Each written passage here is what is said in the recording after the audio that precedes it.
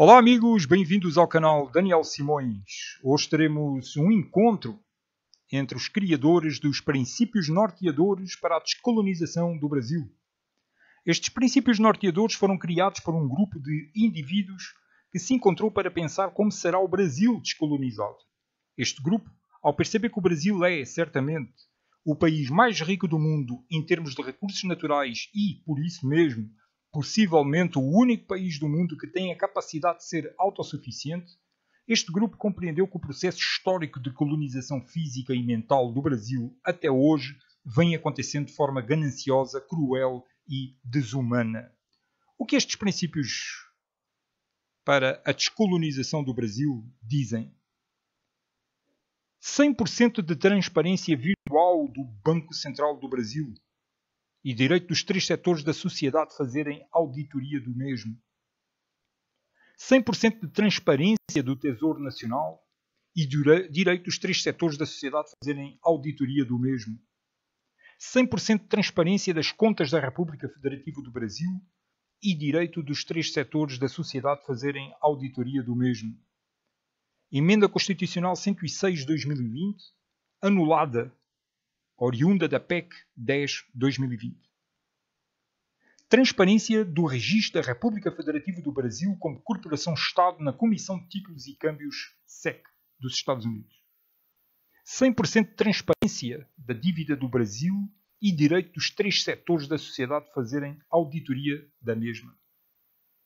Resgatar para dentro das fronteiras do Brasil todo o ouro brasileiro que agora está guardado no Banco de Inglaterra e guardá-lo numa instituição financeira brasileira descolonizada.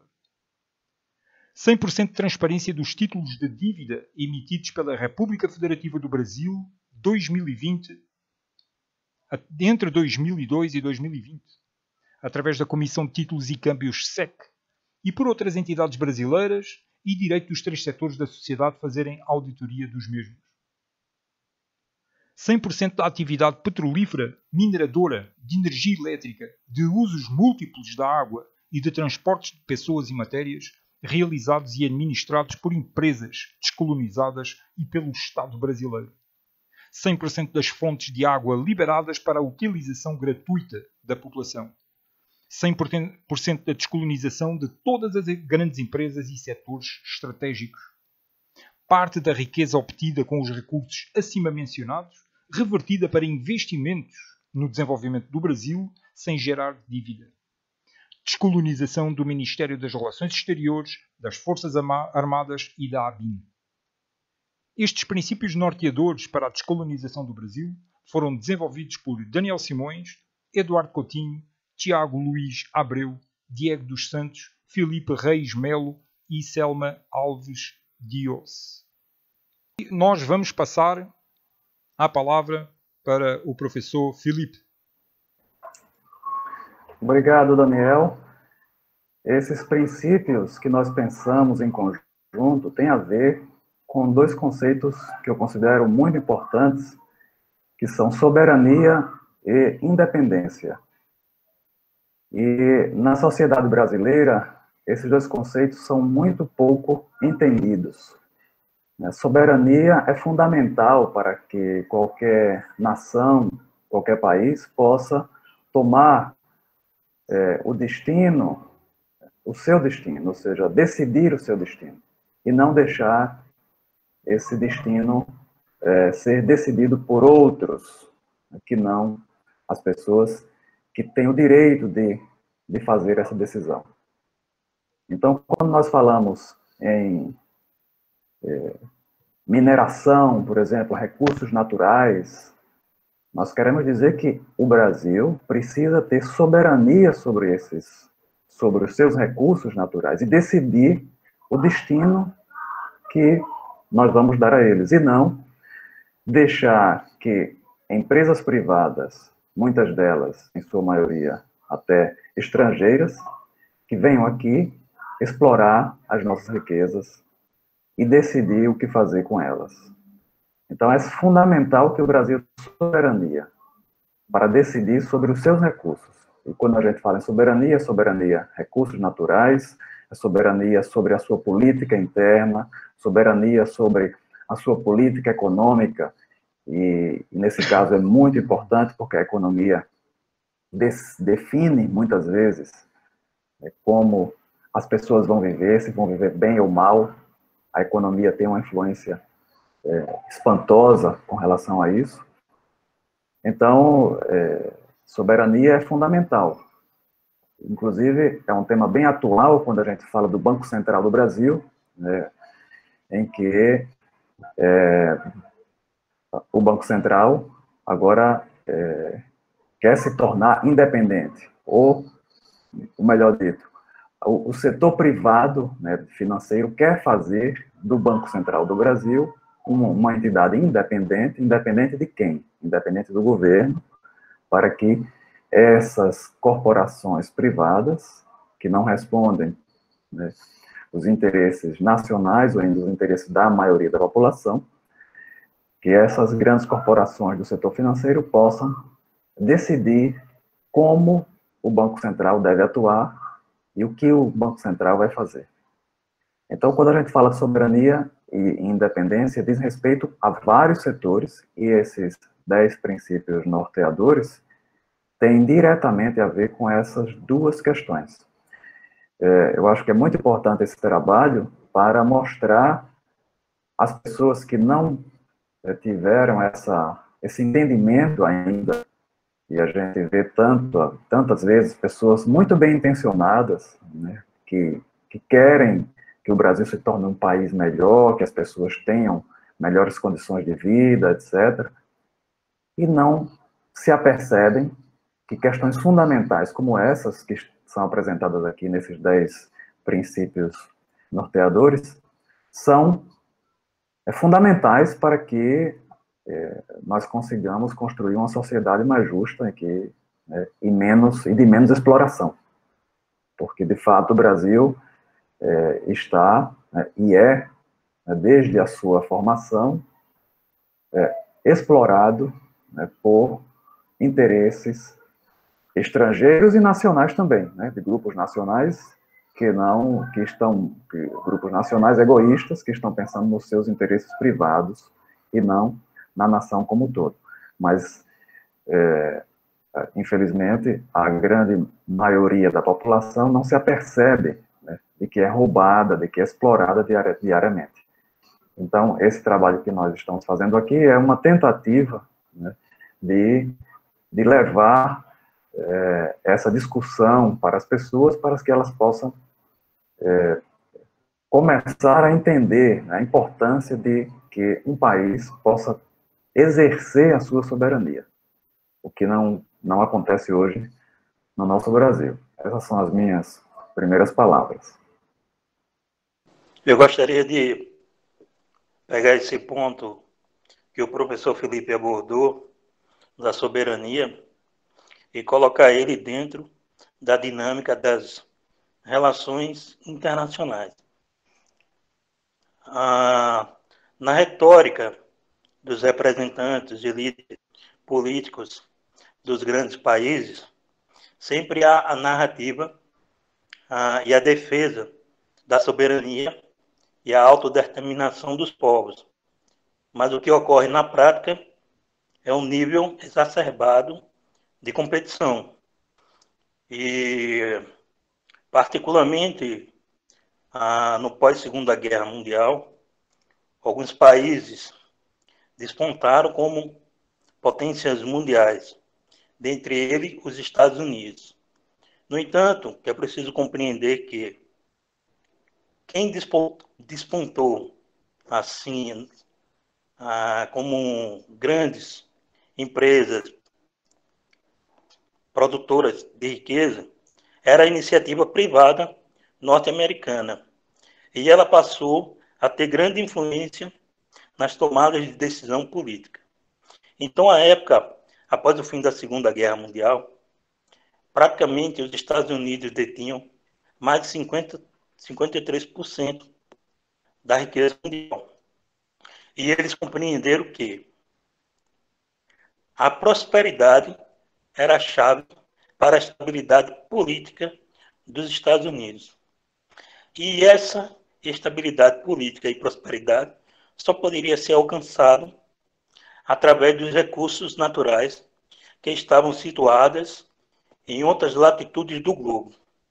Então, nesse sentido, passou a compreender e a ligar diretamente que o princípio de penetração ideológica e econômica da iniciativa privada era fundamental para a estabilidade política. E esse princípio de penetração ideológica e econômica, ele passou a ser uma questão de segurança nacional. Então, qualquer iniciativa que inviabilize essa penetração econômica e ideológica das iniciativas privadas, das grandes corporações, era visto como grande ameaça. Então, a ameaça não passou a ser só uma questão de comunismo. Qualquer iniciativa de defesa de recursos naturais e de soberania entrou dentro da lógica de ameaça à segurança nacional dos Estados Unidos. Aqui, quando eu falo Estados Unidos, eu quero destacar um setor daquele país, que são as grandes corporações, sistema financeiro, as gigantes do petróleo e, na conjuntura atual, as big techs. Então, eles passaram a compreender que a soberania de outros países era um entrave para o seu progresso e sua expansão econômica. Nesse sentido, eles desenvolveram métodos para desestabilizar esse processo de soberania. E dentre eles está a guerra no nível mental, da programação mental, no sentido de inviabilizar esses esforços. Com isso aqui, eu encerro minhas considerações. Eu começo partilhando uma reflexão com base assim na história do Brasil, que a rigor o Brasil nunca teve soberania, não é? Então a gente sabe, enquanto Reino Unido, a Portugal e Algarve, né, na prática uma colônia de exploração.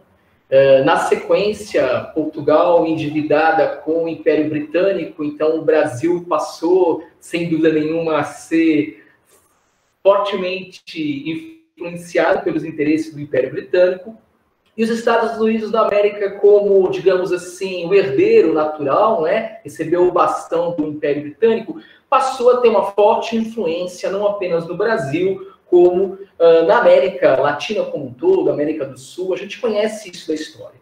Então, esse nosso trabalho, né, que foi liderado pelo Daniel Simões, aqui com o grupo, ele é um trabalho, uma proposta muito modesta, né, realmente muito modesta, mas fruto aí de discussões, de conversas que tivemos enquanto grupo.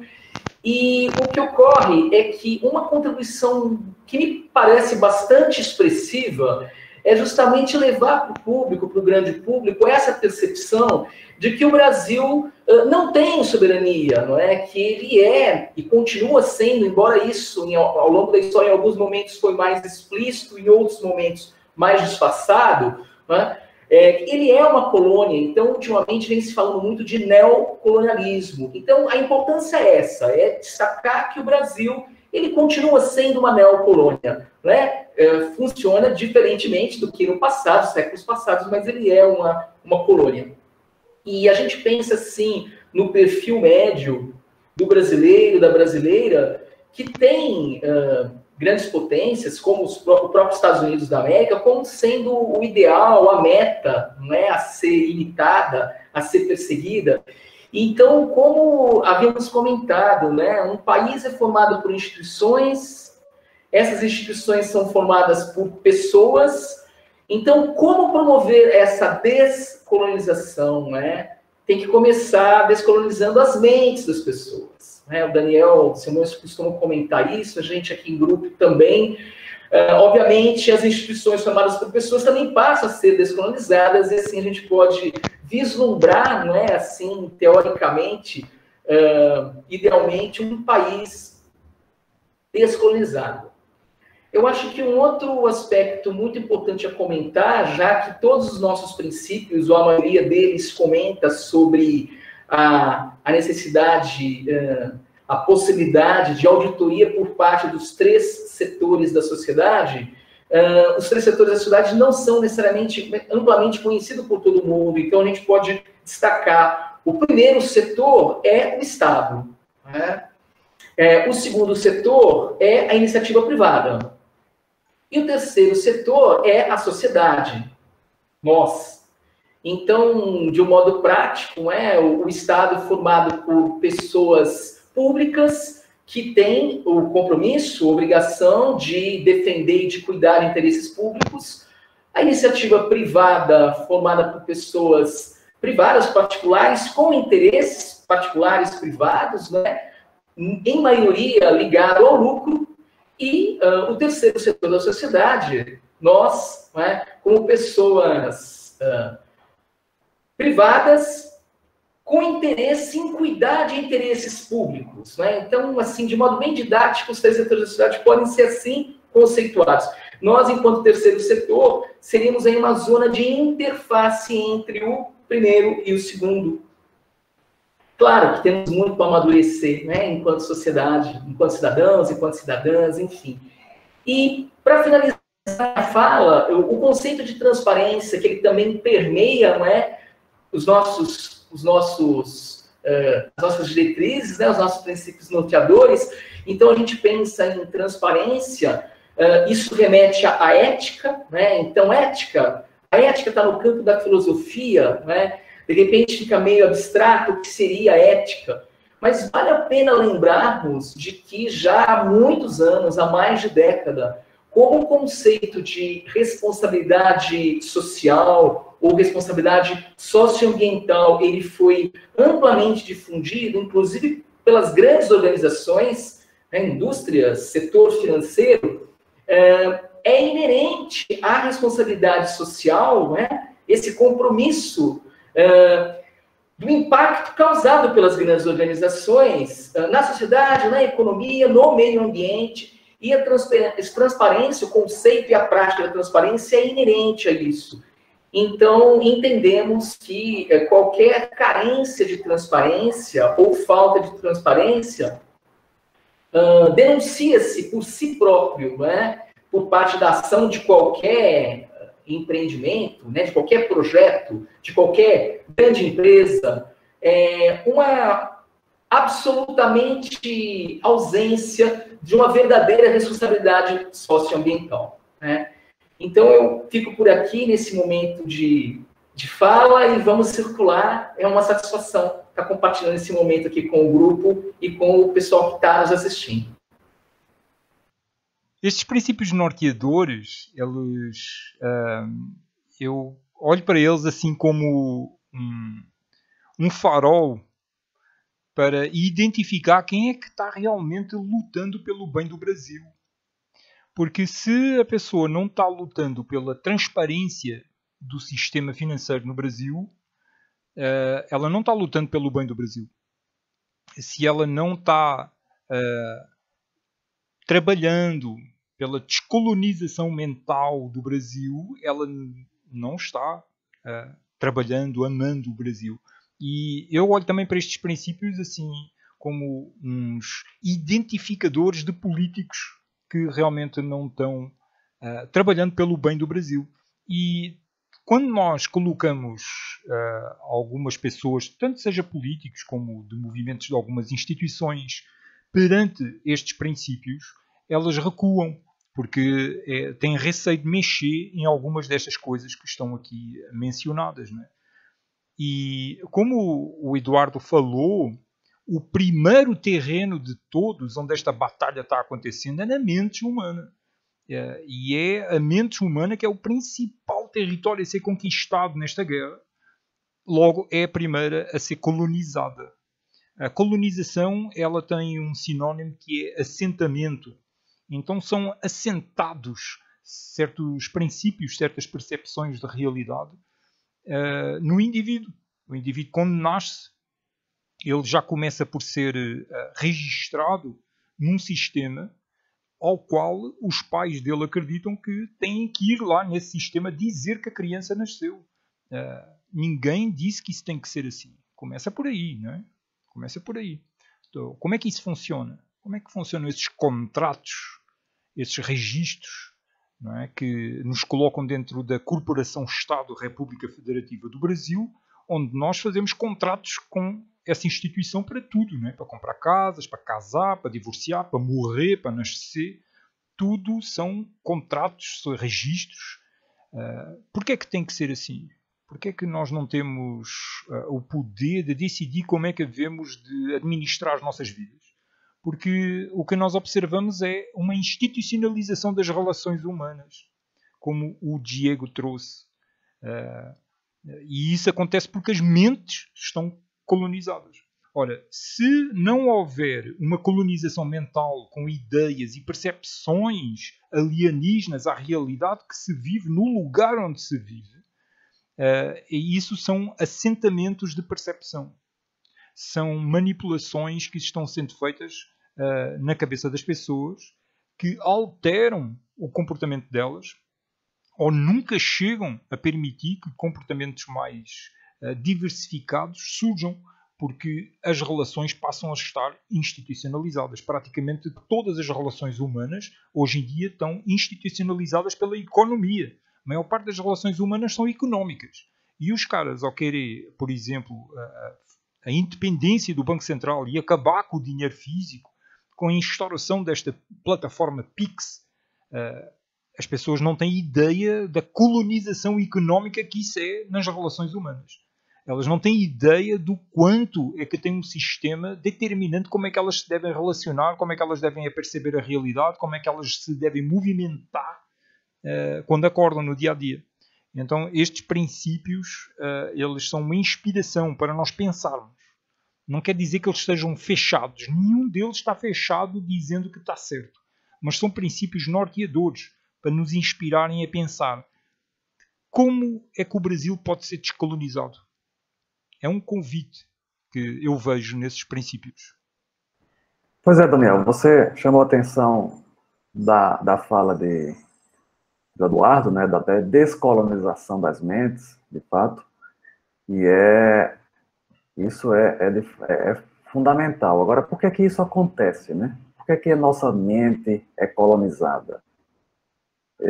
Aí eu queria fazer uma pergunta a vocês. Vou falar um pouco, mas queria que vocês colaborassem, porque, assim, essa colonização da mente, né, ela advém de um poder cultural.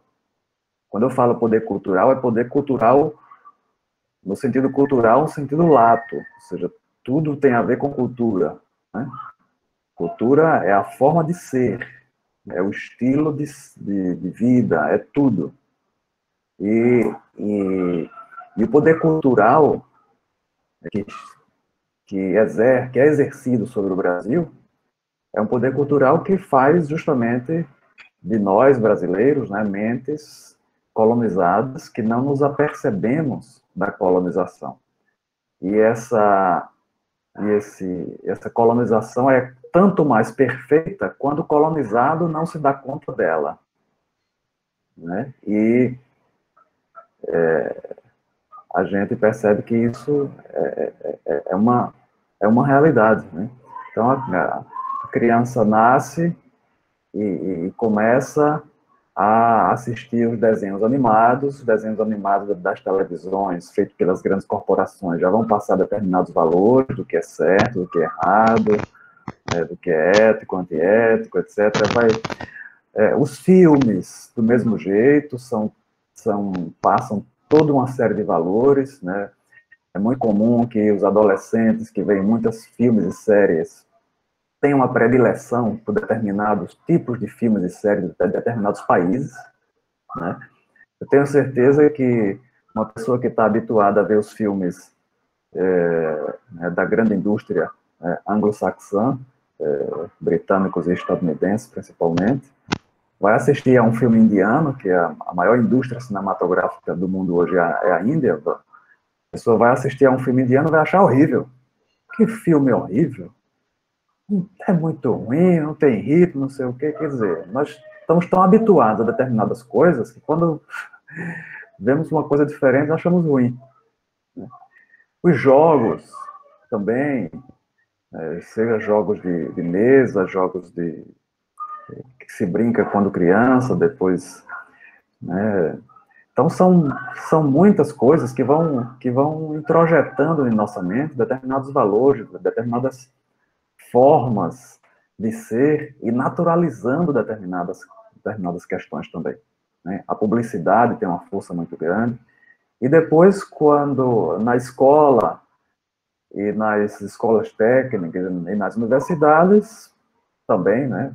Quando vamos olhar, às vezes eu fico para pensar assim, a economia, que é uma disciplina que define tanta coisa, os manuais de economia que os estudantes usam nas suas escolas vêm todos do mesmo lugar. A gente vai para um curso de administração, os principais autores que dizem o que é administração, como se deve administrar, vêm todos do mesmo lugar, quase, né? A gente pega a história, os cursos de história, muitos acontecimentos de determinados locais são completamente ignorados, e de outros é dada uma atenção muito maior do que se poderia imaginar, né? Então, a academia tem um poder também muito grande, né, que vem sempre a reboque, né, desse poder cultural, que influencia tudo. Você pergunta a uma pessoa, um estudante, se ele quer fazer um intercâmbio, um estudante brasileiro universitário quer fazer um intercâmbio onde? É interessante ver, se a gente fizesse uma pesquisa para vermos as respostas. Onde é que eles gostariam de ir estudar? Isso já nos diz alguma coisa, né? Então, os modelos políticos são alguns que nos são também entregues, como são os modelos melhores, os certos, e determinados modelos políticos não são bons, são errados, né? O que se fala tanto em democracia, então, também existe um modelo determinado de democracia. Fora daquele modelo, não é democracia. Então, é uma coisa avassaladora, né? Esse poder cultural que acaba por, de fato, colonizar a mente das pessoas. E a mídia, né, que está na mão das grandes corporações, tem esse poder. Se a gente pensar assim um pouco, para o dono de uma determinada meio de comunicação, ele só vai querer que seja divulgado as coisas que sejam do seu interesse. Informações que ponham em causa a existência da própria mídia, da grande corporação, não vai ser divulgado, né? E, ao contrário, aqueles assuntos que ajudam a manter o status quo são fomentados e saem muitas vezes, né, e naturalizados. Nesse aspecto, eu me lembro do setor financeiro, por exemplo. Se a gente for observar a importância e o espaço que o setor financeiro tinha na mídia há 30 anos, era muito menor do que hoje, né? Hoje, as notícias começam a dizer como é que vai a Bolsa. Se a Bolsa subiu, se a Bolsa desceu, se a empresa se valorizou, né? Ou seja, o que é que tem a ver, né, se a Bolsa subiu ou desceu para o trabalhador que está todos os dias pegando ônibus, passando 8 horas voltando, quer dizer. Mas é o poder que a mídia tem de naturalizar determinados temas, determinados entendimentos, né, das coisas. Então, aí a pergunta que eu faço é como é que a gente pode trabalhar, né, em casa, com os amigos, na escola, na universidade, na igreja, nos diversos âmbitos, né, em que nós participamos, como é que a gente pode discutir essas questões com as pessoas? Essa é a pergunta que eu faço a vocês. Ouvindo o Felipe, me ocorre fazer um comentário. Novamente, remeter à história. O pessoal vai pensar que eu sou professor de história, e na verdade eu sou engenheiro e atuo na área ambiental. Mas, enfim, consta na história que, na época de grande expansão do Império Romano, eles perceberam que não havia vantagem em conquistar territórios e matar toda a população, né? O ideal era realmente conquistar o território e deixar essa população, digamos assim, vivendo, certo? Fazer uma espécie de um casamento, uma amálgama cultural, e esse povo, essa população, continuaria trabalhando, né? E sustentando a riqueza, enfim, do Império Romano, né? E é isso que a gente tem, não é? Quer dizer, num passado recente, a guerra funcionava conquistando seus territórios e matando populações. Mas já há muito tempo, não é? Com essa nossa tecnologia toda, a conquista dos territórios, ela se dá, como o Felipe colocou, pelo meio cultural, pelo meio econômico, não é? Pelas mídias sempre totalmente alinhadas, grandes mídias totalmente alinhadas ao poder econômico, não é? E bem como as religiões também, né? Se a gente for avançar para a história, a gente sabe que as grandes religiões do mundo, infelizmente, sempre estiveram alinhadas, casadas, vinculadas aos grandes poderes econômicos e políticos presentes. E isso, aparentemente, não mudou na história, né? Talvez de um modo mais disfarçado, atualmente, isso não mudou. Nessa mesma linha de raciocínio, a gente sabe de muitos estudos, não é, que comprovam a possibilidade de, ao conhecer o funcionamento da mente humana, utilizar de técnicas psicológicas para justamente fazer a manipulação psicológica das massas, né? A tal da reengenharia social, enfim. A internet tem ótimos estudos abordando esse tipo de questão. E aí é aquela situação, né? Quando uma sociedade, uma população e os indivíduos não percebem que estão colonizados e não percebem que estão escravizados, é a situação mais confortável para quem realmente detém o poder, não é? E domina esse território e essa população. É muito importante, eu repito, assim, eu penso que uma contribuição expressiva desse nosso modesto trabalho, né, dos princípios norteadores, é chamar atenção para as pessoas perceberem que estão ligadas a modelos, né, encantadas, iludidas, por modelos de desenvolvimento que são absolutamente insustentáveis, não é? E que tem como meta, não é? Então, digamos assim, o sonho, né, dos brasileiros, vamos ter uma grande classe média, vamos ser como os Estados Unidos da Europa, os Estados Unidos da América. Na verdade, não é? Uma grande democracia, e a gente também sabe as falhas e as lacunas dessa democracia. E antes de passar aqui a palavra, eu acho que vale a pena a gente também comentar que estamos vivendo no mundo, e particularmente no Brasil, num momento de grande polarização ideológica. Então, eu fico pensando que muitas pessoas, ao lerem os nossos princípios norteadores, né, diretrizes para a descolonização do Brasil, o pessoal vai começar a rotular, né, o pessoal vai começar a taxar, né, olha, isso é coisa de comunista, ou isso é coisa de nazista, ou isso é coisa de extrema isso, extrema aquilo, não é? E, na verdade, não é nada disso, né? Essas palavras...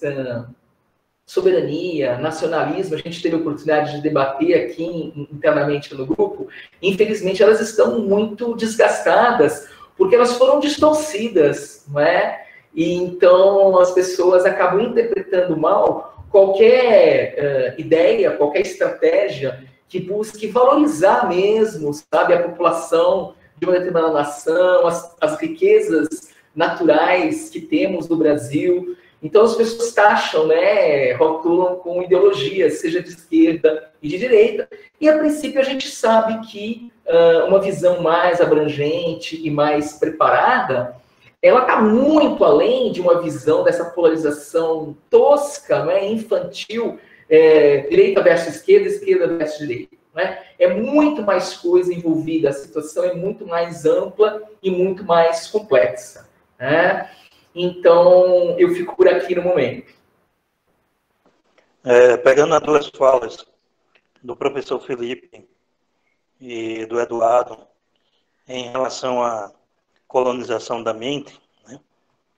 É interessante notar, como o Eduardo falou, né, a história da humanidade, das civilizações, dos povos, gira em torno de conflitos e guerras, né? Da captura de um povo sobre o outro. E ao longo desse processo tem um teórico, filósofo militar, né, Sun Tzu, que ele diz que dobrar a vontade do inimigo, né, sem lutar é o ápice, né, da estratégia militar. Ou seja, você captura seu inimigo sem derrotá-lo. Então, esse processo de estratégia militar, ao longo dos anos, e principalmente após a Segunda Guerra Mundial, com a criação das agências de inteligências, todas elas, né, a estadunidense, a KGB, o Mossad, esse processo ele alcança uma sofisticação assim ímpar, e o campo de batalha ele deixa de ser o terreno com dois exércitos bem definidos, uma fronteira definida, e esse campo ele é transferido para a mente, né? E a guerra é a guerra neocortical, que significa você capturar a presa sem nem dar condições a ela dela se defender. E ela opera justamente na orientação, decisão e ação.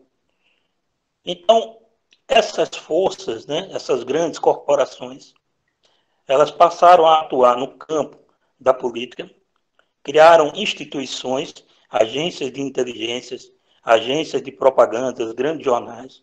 E essas campanhas intensivas, ela visa justamente isso, desorientar a nossa orientação, decisão e ação.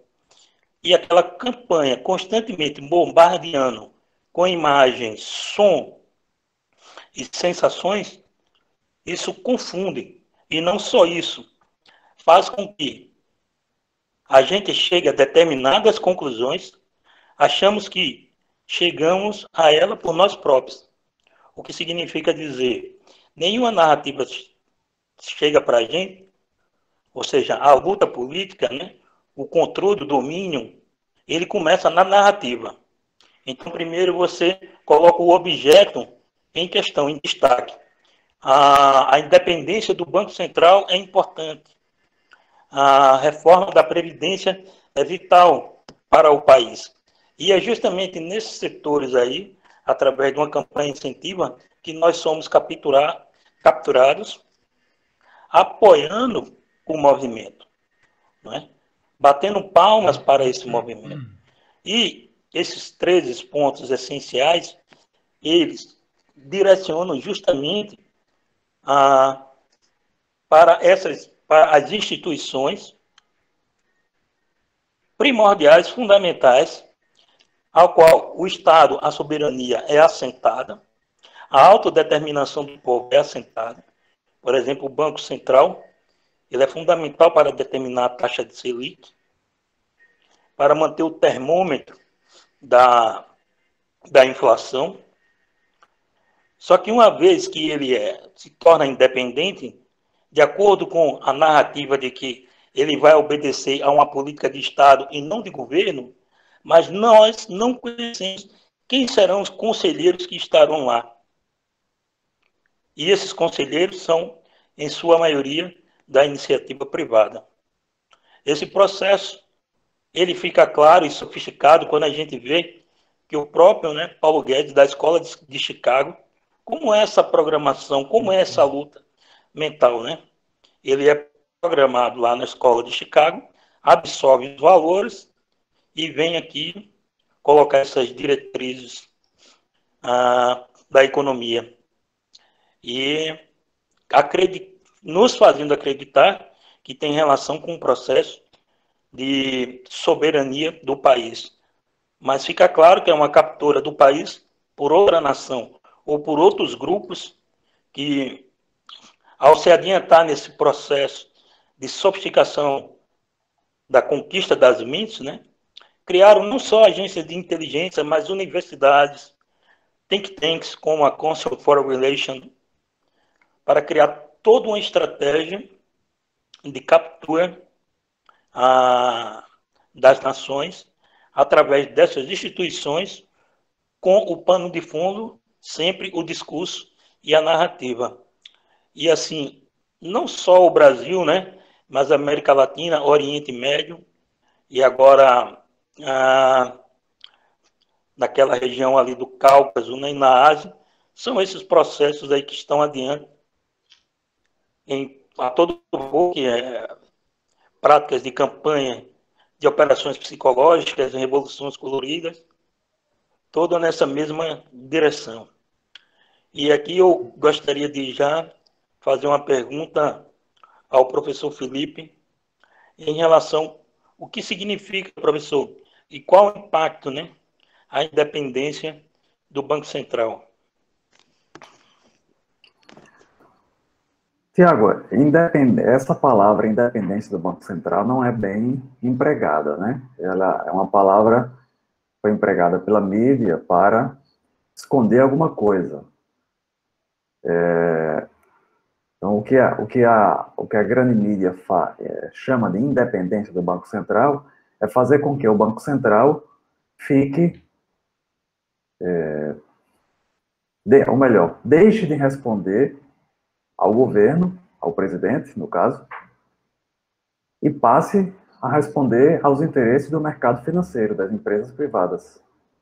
Isso é o que a grande mídia chama de independência do Banco Central, né? Porque a primeira pergunta que a gente pergunta é independente de quem ou de quê. Então, a grande mídia é muito sagaz em utilizar eufemismos, em utilizar expressões que escondem outras, né, que escondem o que está por trás de fato. E esse é o caso, a independência do Banco Central. Isso é fazer com que o presidente do Banco Central seja indicado e pelo presidente brasileiro no terceiro ano de mandato, e esse presidente que é indicado vai ter um mandato de 4 anos. E durante esses 4 anos, ninguém pode tirá-lo dali, daquele cargo. Então, um ano depois de o presidente ser indicado, o presidente do Banco Central ser indicado, haverá, né, eleições no Brasil para presidente, e se uma plataforma política que tenha um outro entendimento do que deve ser o Banco Central, de como deve atuar o Banco Central, for eleita uma plataforma política, essa plataforma política não vai poder colocar em prática uma política econômica condizente com o seu plano de governo, simplesmente porque o presidente do Banco Central foi indicado pelo presidente anterior e essa nova plataforma vai ter que passar 3 anos dos 4, né, lidando com um presidente que não tem nada a ver com o que essa nova presidência quer colocar em prática. Então, veja que problema isso causa, ou seja, é retirar completamente a possibilidade de que a população que, porventura, tenha escolhido determinada plataforma política, né, não possa ter, né, o Banco Central respondendo aos seus interesses. Isso é o que o grande setor financeiro quer. Ou seja, é blindar, né, colocar uma barreira para que as pessoas e qualquer plataforma política eleita não possa utilizar o Banco Central a favor dos interesses dessa população, se isso for acontecer, né? Para garantir que esse governo não possa mais fazer esse tipo de coisa. Isso é uma das questões que foi aprovada nesse projeto, né? Mas esse do Banco Central é isso, quer dizer, no que se refere ao presidente do Banco Central, a situação é essa. Ou seja, tira a soberania, né? Voltando ao que eu comecei a falar no início. Cadê a soberania? Soberania é a capacidade de decidir, né, o que se quer fazer. Ora, se a gente não, se a população não consegue exercer esse direito, soberania não existe, e democracia tampouco, né? Porque democracia também é isso, é a capacidade de decidir sobre os rumos.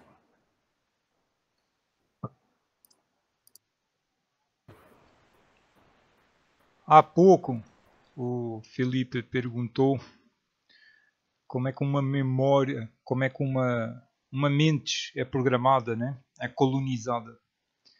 E, essencialmente, a mente, ela, quando nós nascemos, ela praticamente está vazia. Né?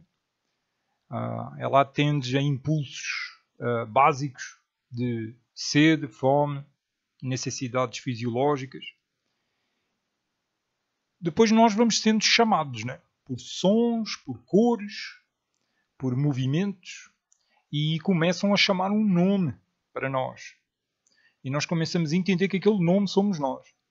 Então começa a ficar gravado na nossa percepção esse nome.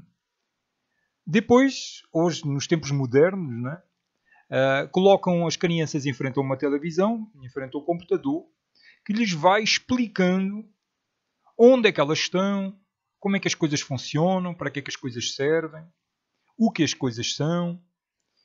E o que nós observamos, com estudos um pouco mais aprofundados, é que existe uma distorção histórica gigantesca. Então a criança vai crescendo e a memória dela vai sendo mexida, porque ela vai sendo limitada na percepção, no entendimento das coisas ao redor dela. Como, por exemplo, vestígios arqueológicos, certo tipo de detalhes da própria história do seu país. E ao mexer na memória, ao distorcer, apagar, omitir a memória, o indivíduo tem uma distorção, uma percepção distorsiva de si mesmo no presente.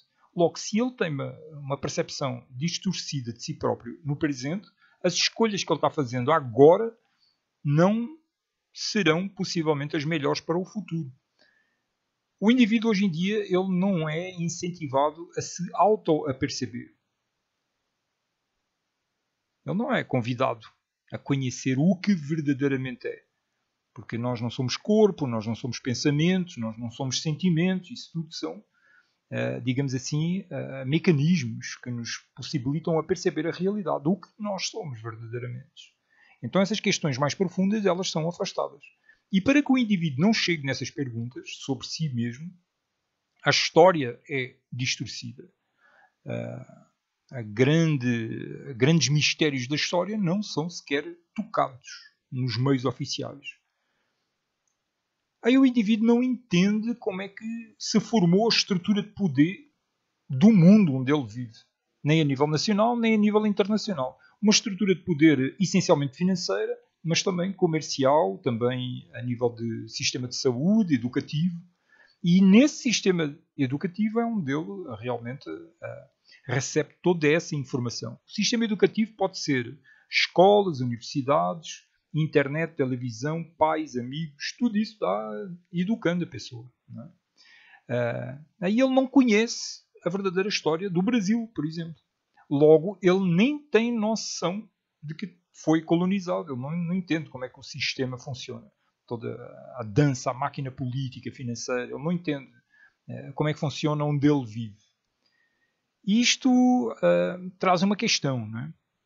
Que é, será que todas as pessoas que estão trabalhando dentro da máquina desse sistema que está criando uma nova ordem mundial, um governo global de controle tecnológico absoluto, será que todas essas pessoas que estão dentro dessas instituições estão envolvidas na criação dessa ditadura global? É lembrar o que eu acabei de falar. As pessoas elas têm vindo a ser manipuladas, condicionadas na sua percepção de vida desde crianças. e muitas delas simplesmente seguem aquilo para o qual foram programadas. Elas, se lhes forem dadas a escolher uma universidade para ter uma bolsa, muitas delas vão escolher os Estados Unidos.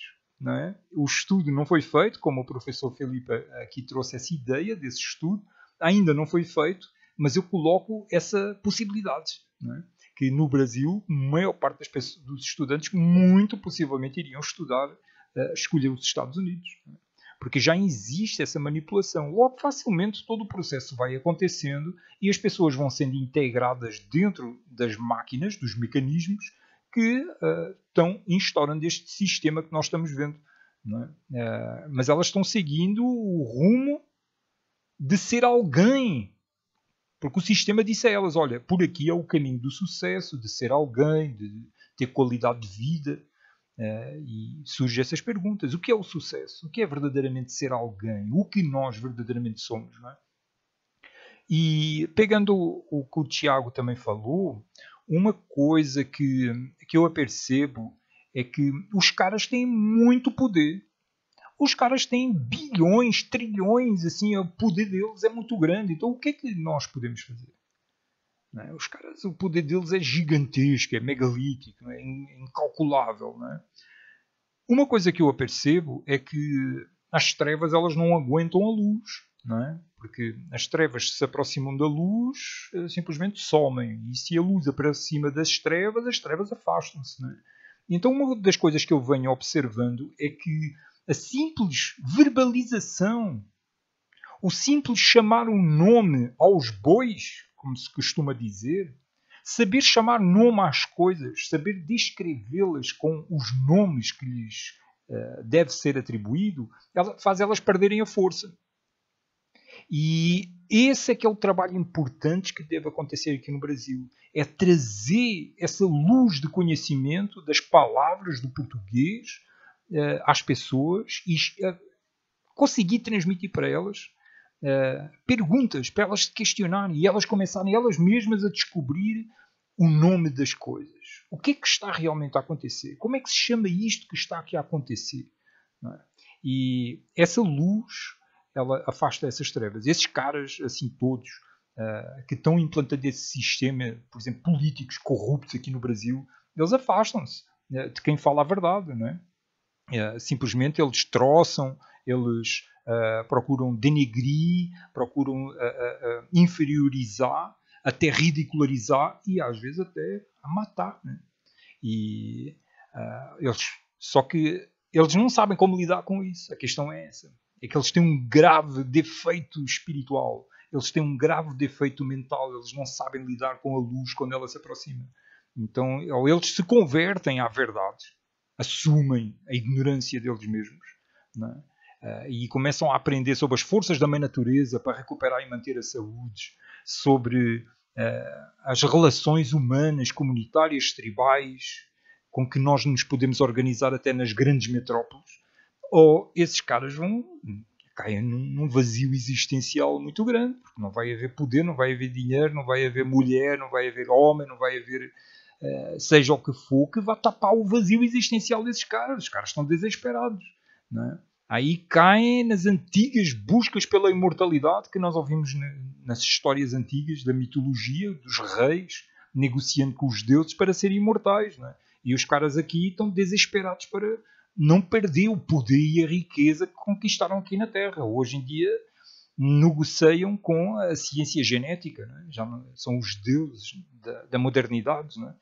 Então, quando nós trazemos as coisas simples à luz, chamando as coisas pelos nomes, procurando mostrar como é que as coisas podem funcionar de forma legal com as forças da mãe natureza, para gerar comida, relações humanas, para gerar água, alimento, nós começamos a encontrar um equilíbrio espiritual, mental, emocional, de relacionamento humano e a doença desaparece. Não é? A maior parte das pessoas estão com um problema espiritual gravíssimo, que é o verdadeiro problema que está circulando no mundo, que é uma falta de autobusca, de autopercepção, de se aperceber da sua real presença, da sua própria presença. Tem gente que não consegue suportar a própria presença. Né? E tem que incluir sons, movimentos, cores, para distrair. Né? Então a descolonização tem muitos níveis e ela essencialmente é mental, né?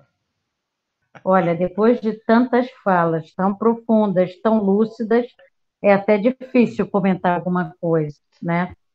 Mas eu fui anotando alguns pontos aqui que poderia falar. É muito, muito profundo tudo que está sendo dito, né?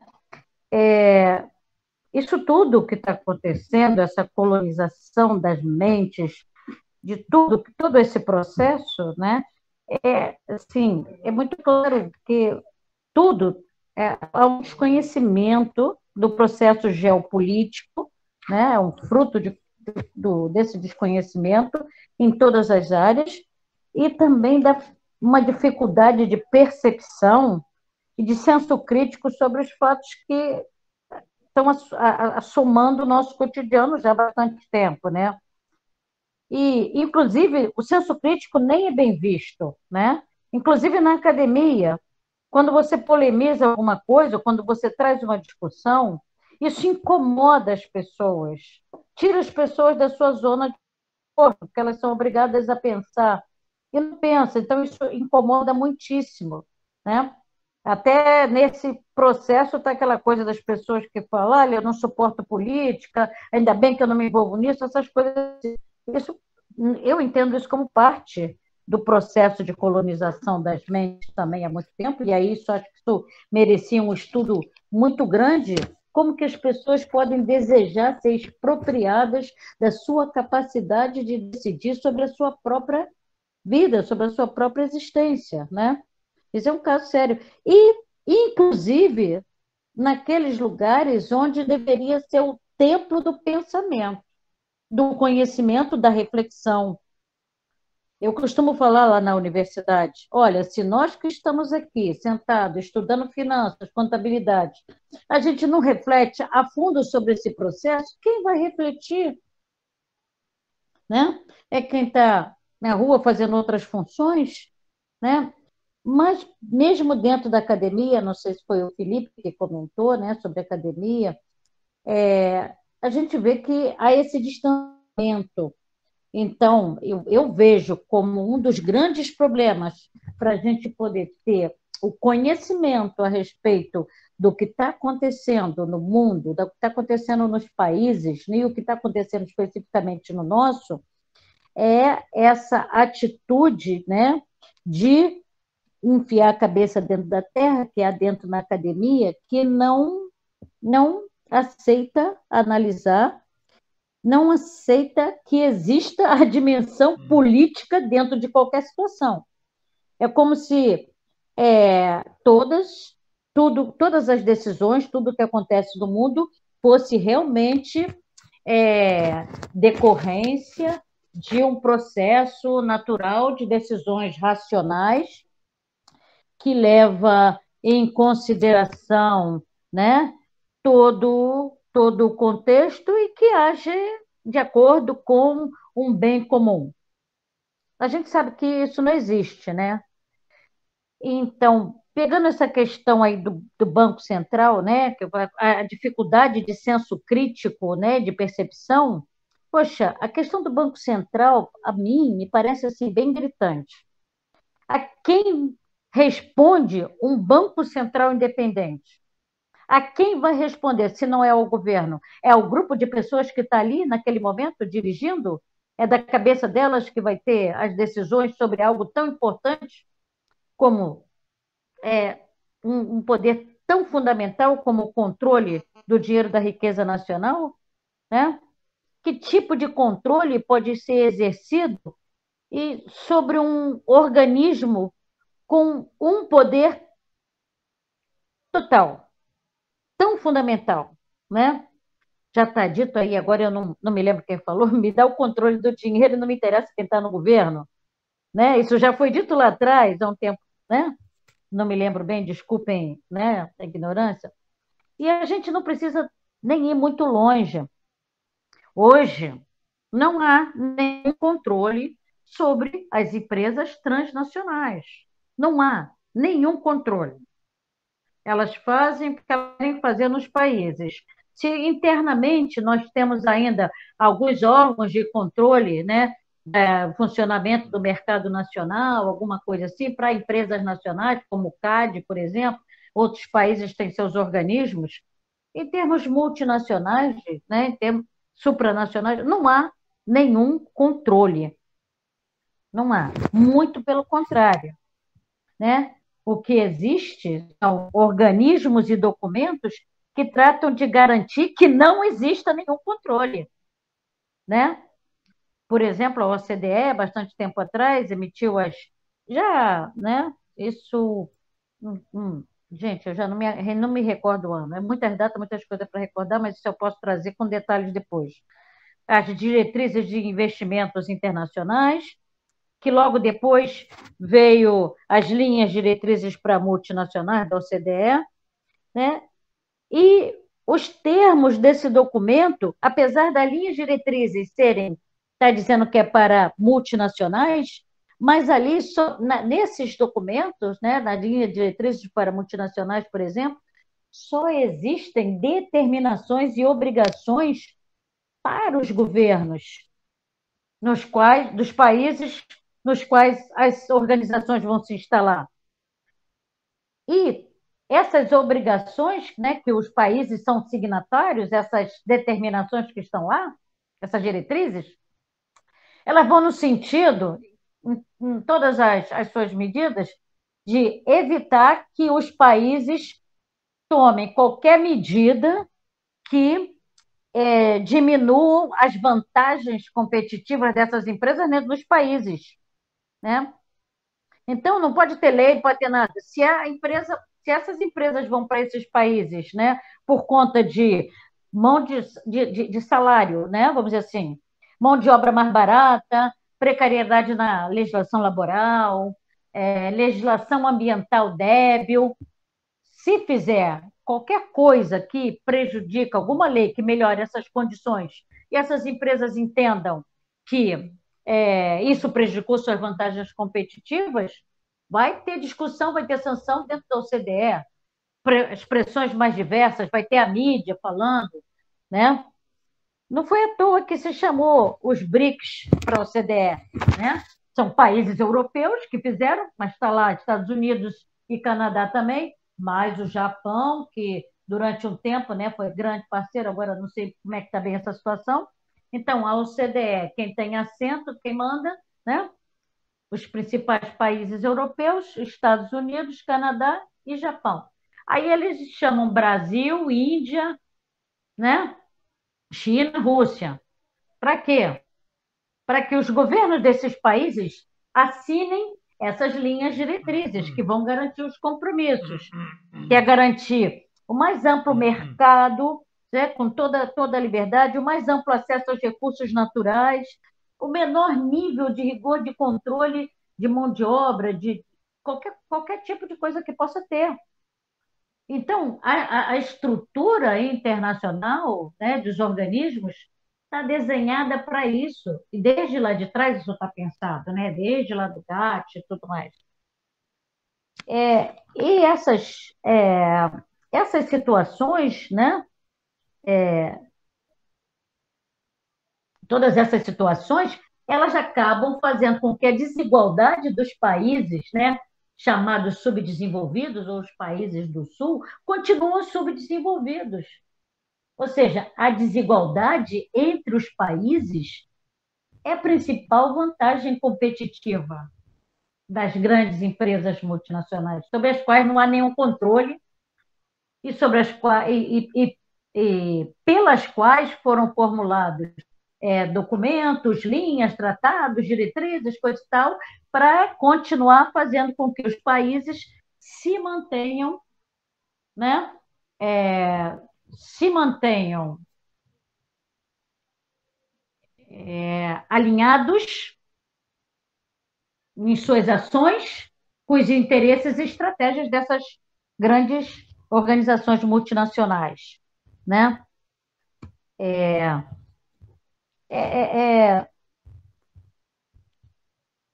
Assim, todos esses documentos, é tudo um grande, vamos dizer assim, uma grande farsa de institucionalidade, de institucionalização, mas todo o processo é para garantir interesse e concentração de poder e de riqueza, sempre. E na academia isso é ignorado, isso não é discutido. Os documentos são lidos como se fossem legítimos. Eles podem ser documentos que são feitos por instituições, mas se a gente pensar nas origens desse documento, nos termos, se a gente pensar lá atrás, na Carta dos Direitos Humanos, né? Na Declaração Universal dos Direitos Humanos, no PIDESC também, que foi feito lá atrás, lá no início, todos eles aviltam os documentos originais, que, né, foram feitos lá atrás, mas, ao que parece, não era a intenção de que fossem cumpridos pelas grandes empresas, né?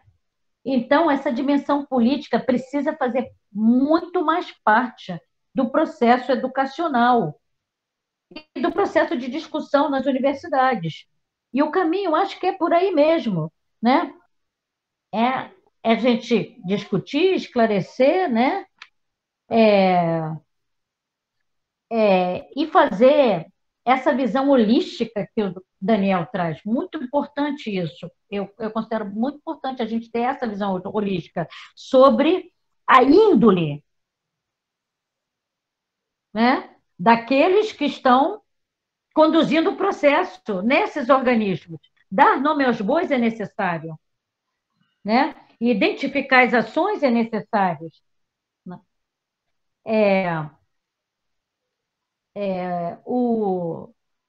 O Tiago, né, falou sobre que hoje, né, se dobra o inimigo sem precisar de guerra.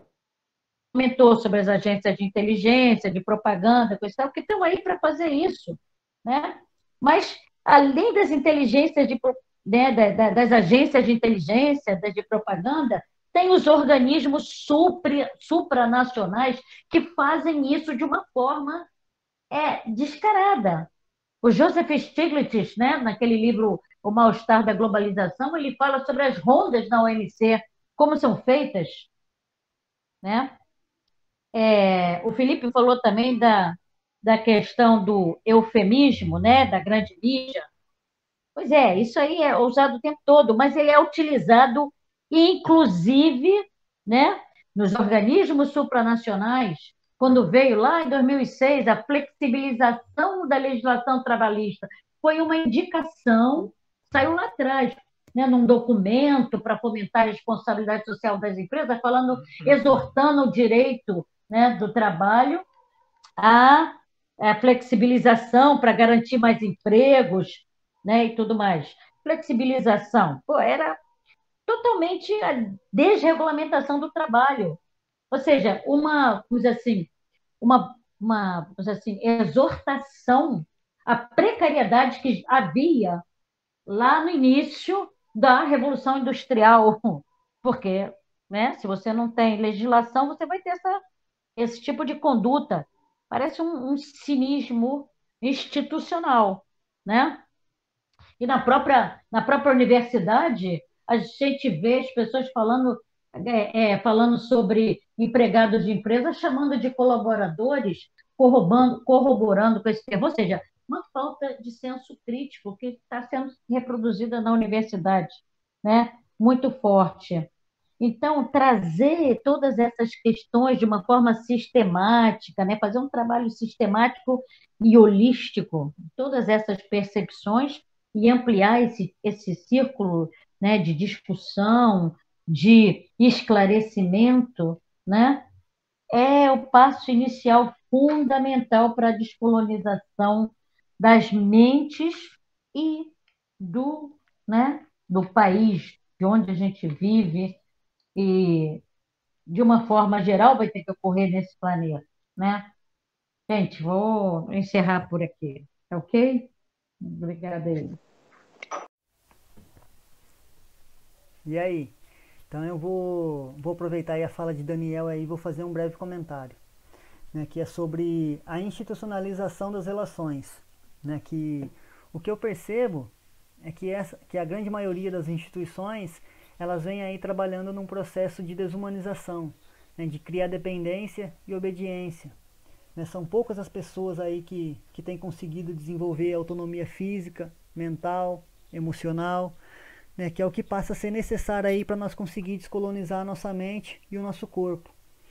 Né, tem uma frase de Paulo Freire que eu acho muito boa, que ele dizia que nós precisamos diminuir a distância entre o que se fala e o que se faz, até que num dado momento a nossa fala ela se torna a nossa prática. Né, aí eu fico observando como é que as instituições elas são apresentadas para nós, né, quais serão as funções delas na sociedade.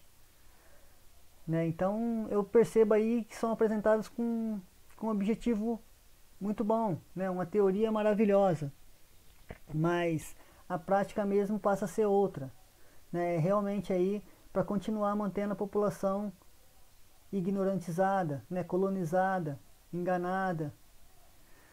Né, então fica aí difícil acreditar que soluções virão a partir delas. Né, e observando essas instituições se percebe a mesma estrutura, né, é uma estrutura hierárquica, né, e que os cargos mais altos aí são garantidos por pessoas que realmente estão fechadas com os colonizadores.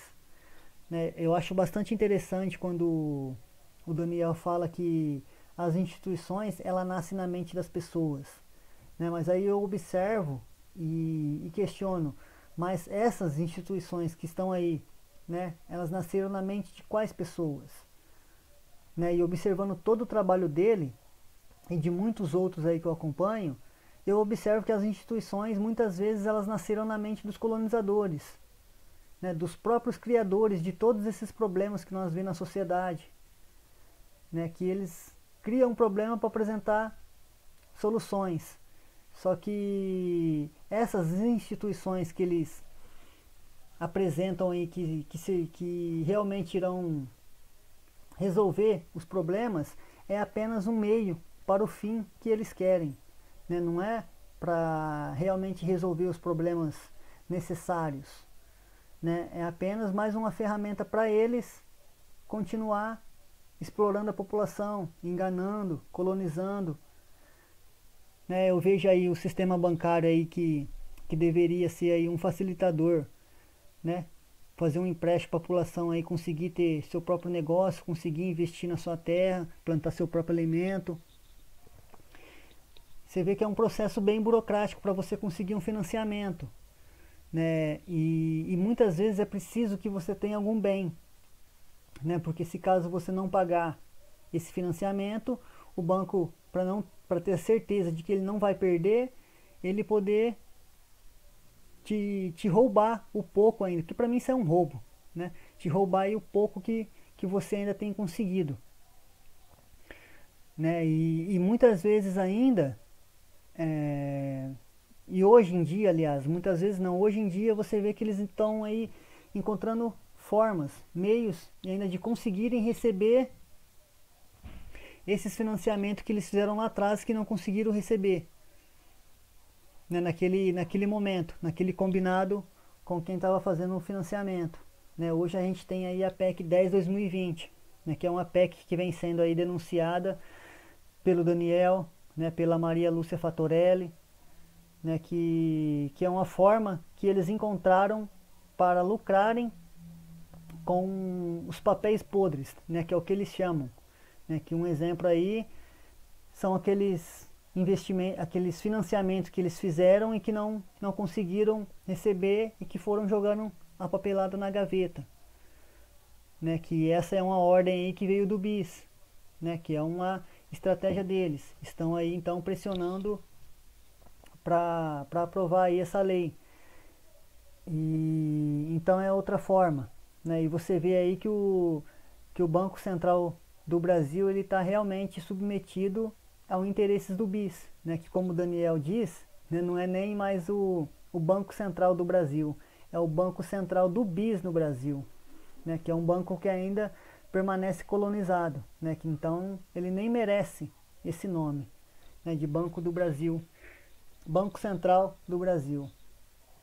Né, também tem aí as Forças Armadas, né, que deveriam aí proteger a população, né, que deveria proteger as fronteiras de invasões externas, né, e você vê ao contrário, né, você vê elas protegendo as invasões externas nessas grandes corporações que vêm aqui explorar nossa terra, né, destruir toda a nossa natureza, né, matar os rios, expulsar pessoas de suas casas, né, uma perseguição imensa aí aos povos indígenas, né, enquanto eles não fazem nada, né, pelo contrário, eles reprimem a população, principalmente quando vão protestar contra esses crimes que são cometidos aí, né, contra a população e contra toda a natureza, né? Então você vê aí também a dependência que se cria,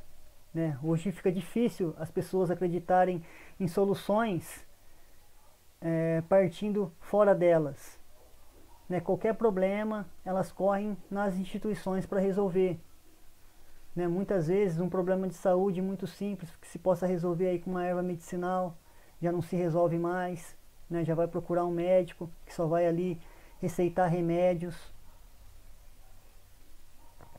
né? Que muitas vezes aí vai gerar aí efeitos colaterais. Então a gente vê um impacto muito grande que essas instituições vêm causando aí na sociedade, né? Então, bom, eu acho que eu já acabei falando demais, mas eu vou então parar por aqui, tá certo? Então aí agradeço a todos aí pela participação, agradeço ao Daniel aí pelo espaço, e é isso. Um abraço a todos, tamo junto.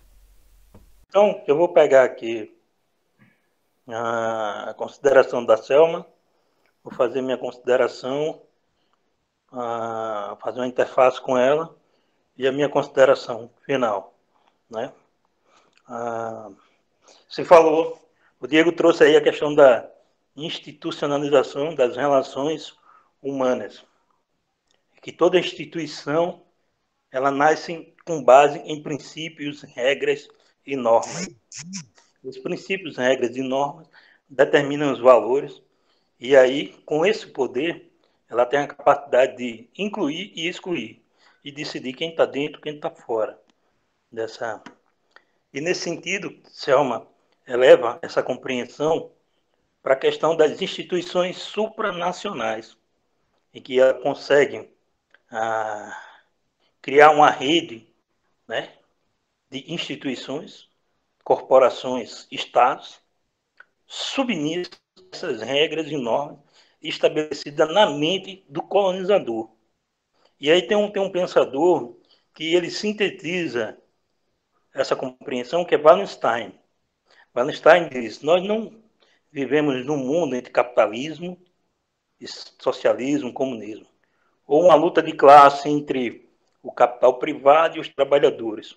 O que há é um sistema mundo integrado, um sistema total, completo, e que ele opera pela lógica de acumulação de capital, onde a gente tem um centro que determina essas regras, normas, valores, produz tecnologia, determina a renda, e se aproveita através dessas normas e acordos que é feito a nível de instituições internacionais de países para se apropriar das riquezas desses países, em profundo alinhamento com as elites locais. E aí a dificuldade de superar esse processo. E quando foi pensado também as instituições internacionais, toda ela tentou sedimentar um pouco da experiência da humanidade ao longo da história, ou seja, o trauma das guerras e as suas conquistas, mas ao mesmo tempo equacionando com os interesses dessa iniciativa e desse poder corporativo privado. É aí onde vê que na ONU temos uma Assembleia, mas quem define é o Conselho de Segurança. São 5 países que definem o futuro da humanidade, né? E no processo também de reconstrução dos países, estabelecimento da paz, manutenção da paz, é todo um processo de desregulamentação, desestatização e colocar sempre na lógica de uma economia de mercado. E aí, nesse sentido, eu acredito que esses pontos, a nível de Brasil, eles são fundamentais, essenciais para dar um pontapé inicial no processo de descolonização. Eu queria agradecer a todos a participação e a contribuição de todos aqui, os companheiros, que de forma sincera se predisporam a contribuir e pensar de que maneira podemos trilhar um caminho para um mundo mais justo e harmonioso. Saudações. Então chegamos ao final desta conversa e que nós possamos todos ter uma boa caminhada. Vou pedir aos restantes que possam dar as palavras de despedida deste momento. Pois então, algo muito importante que essa nossa modesta contribuição traz com os princípios de descolonização é também convidar as pessoas para estarem mais conectadas consigo mesmo, né? Consigo mesma, com a natureza, e não estarem, digamos assim, iludidas com as aparências. Como já foi repetidamente aqui comentado, né, o que a grande mídia vem reforçando nos últimos tempos, infelizmente, na maioria das vezes, o oposto do que realmente ocorre nos bastidores, né? Então, a gente tem realmente aí um Estado que ele é privatizado, né? O Estado ele é privatizado. Ele vai servir aos interesses, né, do grande poder econômico transnacional.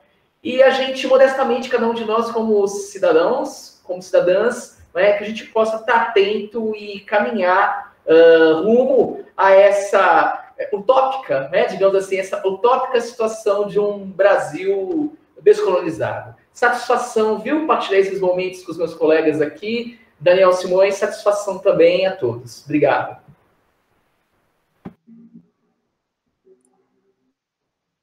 Eu também quero agradecer muito pela oportunidade, por esse momento que Daniel Simões nos convidou. E muito bom aprender com vocês. A gente sempre escuta coisas que não escutou antes. E esse é o objetivo, né? Sempre aprender e ampliar os horizontes. Então, esse é o objetivo que a gente tem para nós mesmos e para as pessoas. Então, convido a todos a participar mais vezes, a visitar mais o canal Daniel Simões, que traz tantos caminhos, né, que são novidade para muita gente e que amplia muito esses horizontes de conhecimento. Obrigado. Então, fica aí meu agradecimento a todos também pelas contribuições, agradecer ao Daniel que tomou a iniciativa de organizar todo esse papo, e é isso, meus amigos. A caminhada ainda é muito longa, ainda temos muito trabalho pela frente, mas é necessário que continuemos, né? E vamos em frente, como diz o nosso querido Daniel. Eu quero dizer que eu estou imensamente grata de participar desse grupo, de poder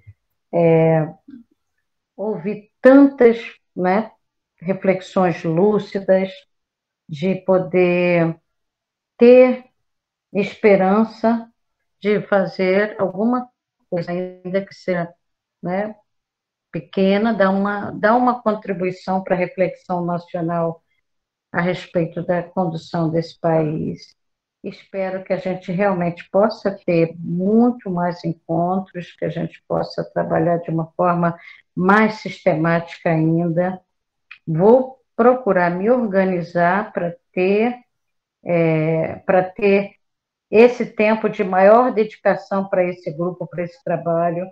O trabalho do Daniel é importantíssimo. Sou imensamente grata por esse convite e acredito muito no que a gente está fazendo. É uma sementinha, já vi grandes coisas acontecerem de pequenos processos assim. Então, eu não tenho a menor dúvida de que a gente tem que seguir adiante, fundo, juntos, discutindo cada vez mais, e com essa visão profunda também do aspecto da espiritualidade que o Daniel costuma trazer, que eu não dissocio de todo. Tá bom? Muito obrigada, Daniel, muito obrigada a vocês por essa oportunidade.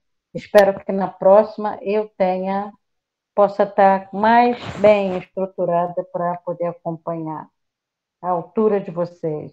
Um grande abraço, gente. Então chegamos ao final deste encontro. Eu agradeço imenso a presença de todos. E não é por acaso que eles querem acabar com a liberdade de expressão. É porque é a forma que nós temos mais eficaz de despertar a consciência e a memória dos nossos irmãos. É conversando uns com os outros, trocando ideias, estudando uns com os outros, pesquisando. Algumas pessoas não estão preparadas para receber informação. Por isso, lembrem-se que eu sugiro que a melhor coisa é gerar perguntas nas pessoas que não estão abertas para receber informação. Porque quando é gerada uma pergunta, é gerado um vazio que necessita ser preenchido por uma resposta. Então, é um truque que eu uso para despertar quem não está pronto para receber informações. Então, meus amigos, muito grato pela vossa presença e muita luz para todos!